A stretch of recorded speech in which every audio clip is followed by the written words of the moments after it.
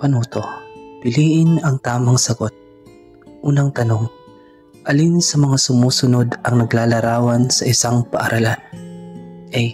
Ang paaralan ay kung saan may natututunan. B. Ang paaralan ay may tuturing na isang tahanan. C. Ang paaralan ay isang lugar na may kasiyahan. D. Lahat ng sa taas ay paglalarawan ng isang paaralan. A, B, C, at D. Ang palaging pinagpipilian tuwing pagsusulit. Isa sa apat ang tamang sagot, kaya't piliin ng mabuti upang hindi malagot. A, B, C, at D. Ang mga letrang palaging inuulit mula sa unang numero hanggang sa pang-50. A, B, C, at D. Alin dito ang tamang sagot? Alin ba dito ang dapat isagot? Balik tayo sa unang tanong. Ano nga ba ang paaralan? Unang pagpipilian. Ang paaralan ay kung saan may natututunan. Sa tingin ko ito ang tamang sagot. Kasi sa paaralan, marami akong natutunan. Sa paaralan, natutunan kong magbasa ng mga letrang aking pinag-aaralan. Sa paaralan, natutunan kong sumulat ng mga tulang aking pinagpapahayagan ng aking kalooban. Sa paaralan, natutunan kong tumawa at lumuha sa maraming paraan. At sa paaralan, natutunan kong magmahal sa kapwa at sa bansang aking pinapahalagahan. Kaya sa aking palagay, ito ang sagot na aking ilalagay. Pero tingnan natin ang pangalawang pagpipilian.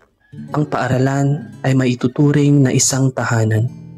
Kung ating pagbibigyang pansin, ito rin ay isang tamang sagot kung mamarapatin.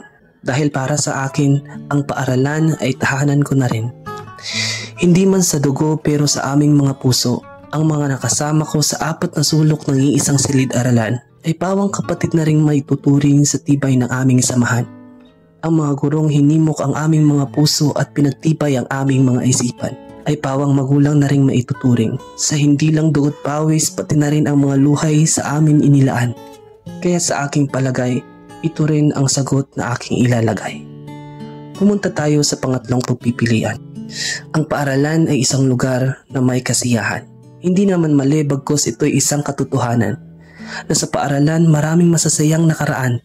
Ang mga halakhak ng mga kaibigan kong nagtatawanan, ang mga sigawan ng mga kaibigan kong nag-aasaran, ang mga hagulhol ng mga kaibigan kong nag-iiyakan, at ang mga istorya ng mga kaibigan kong maraming pinag-uusapan.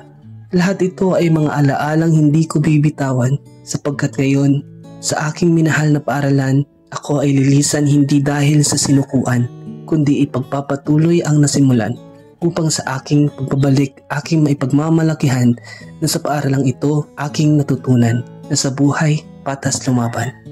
Kaya't sa aking palagay, ito rin ang sagot na aking ilalagay. Ngunit sa bawat isang katanungan, isa lamang dapat ang tamang kasagutan sa kung ano talaga ang isang paaralan. Kaya't sa pang-apat na pagpipilian, ito lamang ang sagot na lahat ng kasagutan, na lahat ng sa taas ay paglalarawan ng isang paaralan.